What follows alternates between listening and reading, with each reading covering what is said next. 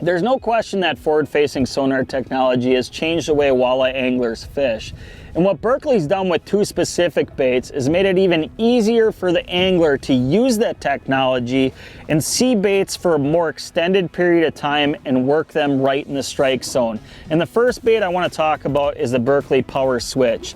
And basically this is a soft bait. It has a jig head built right inside the soft bait, so very easy to fish.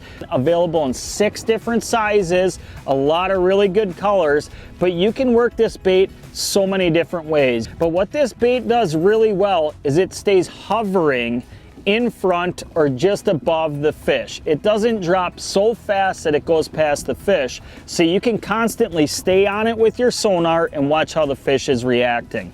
The next bait that I want to talk about, which has quickly become one of my favorites, no question, it is the Berkley Finisher.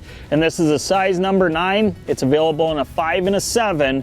And basically this is a hard bait, no fin on it, 2 trebles on it, so great hookups, but this thing has great action on a cast and vertically, just like a glide bait would.